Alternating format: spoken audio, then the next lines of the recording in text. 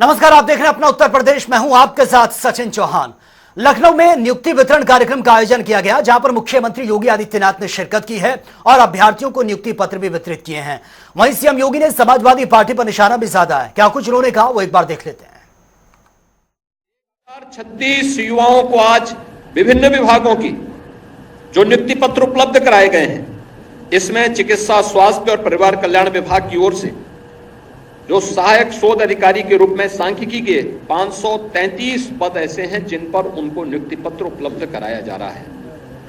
लघु सिंचाई विभाग, संस्थागत वित्त के साथ ही नियोजन विभाग के लगभग 193 जगहों पर आवास, मत्स्य, पर्यटन, सहकारिता और कृषि विपणन आदि सबको मिला दिया जाए तो लगभग कुल 228 पदों पर और वन विभाग के 37 पदों पर आज नियुक्ति पत्र वितरण की कार्रवाई यहां पर एक साथ संपन्न की जा रही है।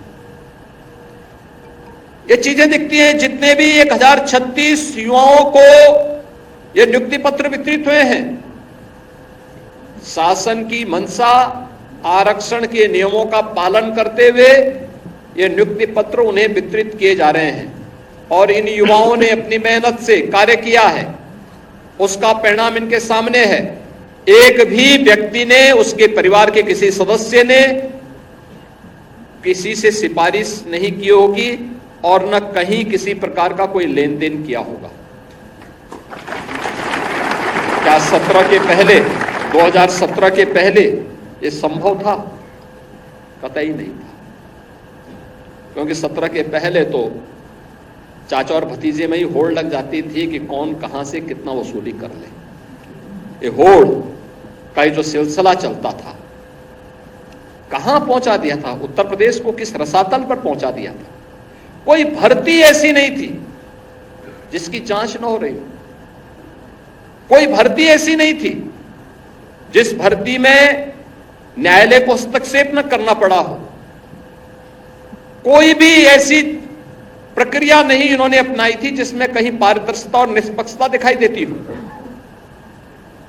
लेकिन आज इससे दूर हट करके उत्तर प्रदेश ने जो प्रणाली अपनाई है, उसका परिणाम है कि हम लोगों को पिछले 7 वर्ष में लगभग 6.5 लाख युवाओं को सरकारी नौकरी देने में, 2 करोड़ से अधिक युवाओं को और उत्तर प्रदेश के अन्य तबके के जरूरतमंद लोगों को रोजगार के साथ जोड़ने में, जो निवेश का बेहतर माहौल बना है, इसके साथ जोड़ने में हमें मदद मिली। और आज इसी का परिणाम है कि बेरोजगारी की दर उत्तर प्रदेश के अंदर आज न्यूनतम स्तर पर है। फिलहाल यहां रुकेंगे एक छोटे से ब्रेक के लिए, लौटेंगे कुछ और खबरों के साथ।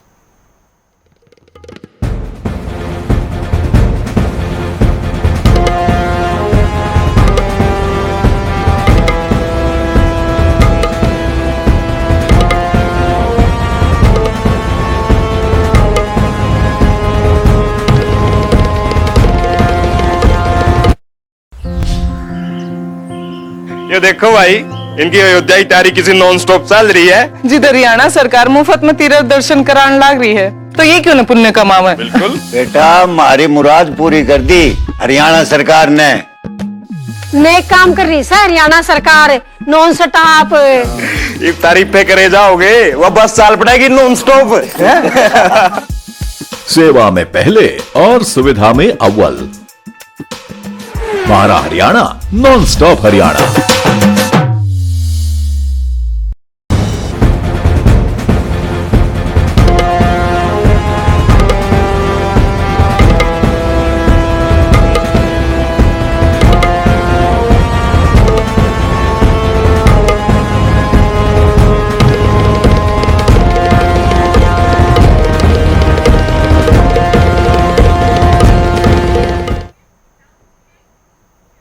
ब्रेक के बाद खबरों में आपका एक बार फिर से स्वागत है। लखनऊ स्थित केडी सिंह बाबू स्टेडियम में करोड़ों रुपए की लागत से बनाए गए जमीन ट्रैक का नाम अब धांधली का मामला ये सामने आया है, जिसको जनता टीवी ने इस खबर को प्रमुखता से दिखाया था, जिसके बाद प्रशासन भी हरकत में आया है और मामले में 5 अधिकारियों समेत एक ठेकेदार को निलंबित भी कर दिया गया है। ये रिपोर्ट आप देखिए। स्टेडियम में जिस तरीके से जॉगिंग ट्रैक घटिया क्वालिटी से बनाया जा रहा था, उसकी खबर जनता टीवी ने प्राथमिकता से दिखाई। उसके बाद शासन ने जिस तरीके से इसको संज्ञान लिया और तत्काल कार्रवाई की, यहाँ तक कि जो मंडलायुक्त हैं, कमिश्नर यहाँ पर लखनऊ की रोशन जैकब ने मामले को गंभीरता से लेते हुए संबंधित अधिकारियों को निर्देश दिए और कहा कि हमें इनके एक एक पल की जानकारी दिखाएं, उसको कुछ दिनों बाद अगले हफ्ते फिर से निरीक्षण करेंगे।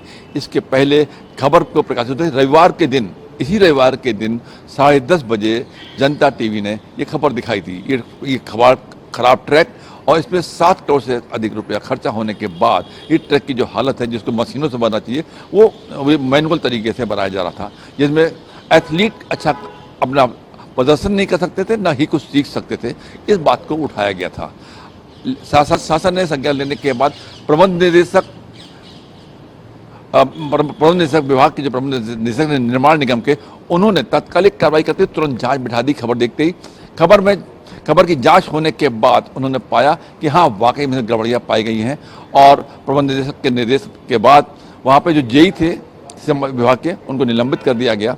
जेई को निलंबित करने के बाद वहाँ के जो प्रोजेक्ट मैनेजर थे, जनरल मैनेजर थे, उनके समेत 5 अधिकारियों को वहाँ से हटा दिया। इतना ही नहीं, इस काम को करने वाले ठेकेदार, यानी जो काम करने वाली जो ठेकेदार की एजेंसी थी, उसको भी 1 साल के लिए निलंबित कर दिया गया है और जल्द ही बड़ी कार्रवाई हो सकती है, ऐसा प्रबंध निदेशक ने जनता टीवी से आज शाम को बात करते हुए कहा। अब देखते हैं आगे किस तरीके से काम होता है, कब तक ये ट्रैक सुधार हो अच्छा बन पाएगा या नहीं बन पाएगा, ये तो बात की बात होगी। लेकिन जनता टीवी इसको लगातार फॉलोअप करता रहेगा। जनता टीवी के लिए आशीष कश्यप के साथ अनिल के अंकुर, लखनऊ। और गोंडा में गाजे बाजे के साथ भव्य तिरंगा यात्रा निकाली गई है। दरअसल प्रधानमंत्री नरेंद्र मोदी के आह्वान पर आजादी के अमृत महोत्सव के उपलक्ष्य में हर घर तिरंगा कार्यक्रम का आयोजन यह किया गया है, जहां पर प्रतिनिधियों से लेकर अधिकारियों तक ये मानते हुए दिखाई दिए। वहीं आपको बता दें, दूसरी ओर कर्नलगंज के विधायक अजय सिंह के आह्वान पर हजारों की संख्या में युवाओं ने तिरंगा यात्रा में बढ़ चढ़कर हिस्सा भी लिया है। आज भारतीय जनता पार्टी द्वारा आयोजित तिरंगा यात्रा कार्यक्रम था।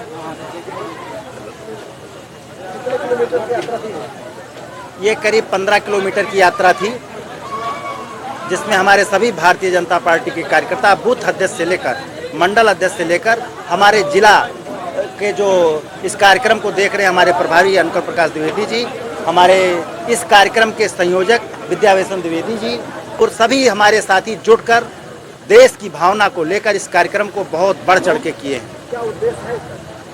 इस कार्यक्रम का उद्देश्य अपने देश के वीरों को याद करने का है, जिन्होंने अपने आज़ादी के लिए, देश को आज़ाद कराने के लिए अपनी जान गंवाई। और भी प्रदेश भर में हर घर तिरंगा अभियान के तहत कानपुर देहात में जेएन इंटर कॉलेज के प्रबंधक की अगुवाई में एक विशाल तिरंगा यात्रा निकाली गई है, जो रसूलाबाद में आपसी भाईचारे की मिसाल भी ये बनी है। आपको यह भी बता दें कि कस्बे में निकाली गई विशाल तिरंगा यात्रा में कॉलेज के छात्र छात्राओं ने सुंदर झांकियां निकाली हैं, जिसकी वजह से लोगों का मन भी गदगद हो गया है। आज दिनांक 13 अगस्त 2024 को हर वर्ष की तरह इस वर्ष भी आपसी भाईचारा, सद्भावना, विशाल तिरंगा यात्रा जेएन इंटर कॉलेज के द्वारा, नन्हे मुन्ने बच्चों के द्वारा, साथ में नगर पंचायत के सम्राट नागरिकों के द्वारा एक अमन और अमान का पैगाम देने का काम किया जाता है। और स्कूली बच्चों के द्वारा तरह तरह की झांकियाँ निकाल करके, कोई बाबा साहब का संविधान लेकर के, कोई चंद्रशेखर के रूप में, कोई किसी के रूप में तरह तरह की झांकियाँ निकाल करके ये जेएन इंटर कॉलेज एक मैसेज देने का काम करता है। और वहीं 15 अगस्त से पहले जहां देश के प्रधानमंत्री नरेंद्र मोदी और मुख्यमंत्री योगी आदित्यनाथ ने हर घर तिरंगा लगने के लिए लोगों से आह्वान यह किया है कि हर घर तिरंगा ये लगाया जाए, लहराया जाए, वहीं दूसरी ओर प्रयागराज में भी 15 अगस्त से पहले पुराने शहर चौक बाजार में तिरंगे से दुकान पूरी तरह से सज चुकी हैं और 5 रुपए से लेकर 1000 रुपए तक के कई आइटम्स बाजारों में यहाँ पर बिक रहे हैं, जिसका लोग काफी खरीदारी करते हुए नजर आ रहे हैं। और इस बीच जनता टीवी की टीम ग्राउंड जीरो पर पहुंची है और दुकानदारों से भी बातचीत की है। संगम नगरी प्रयागराज के हम चौक क्षेत्र पुराने शहर के खड़े हैं और हम ऐतिहासिक नीम के पेड़ के पास खड़े हैं, जहां पर कई शहीदों और क्रांतिकारियों को अंग्रेज द्वारा फांसी दी गई थी और यहां पर श्रद्धांजलि देने का दौर चालू है क्योंकि अगस्त क्रांति का महीना है।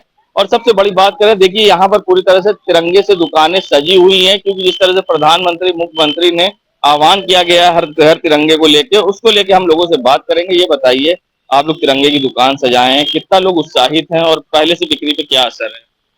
पहले से बहुत फर्क हो गया है और घर घर जो झंडे बोले गए हैं वो ऐसा कुछ भी नहीं है। पहले से भी मतलब बाजार में कोई दम नहीं रह गया है। 2021 और 22, 20, 19 का जो रिस्पांस था 2024 में बिल्कुल नहीं है। बहुत तिरंगे की क्या क्या वेराइटीज हैं आपके पास? इसमें झंडा है, हाथ का बैंड है, वो हेयर बैंड है। कितने रुपए से शुरुआत और कितने तक का है?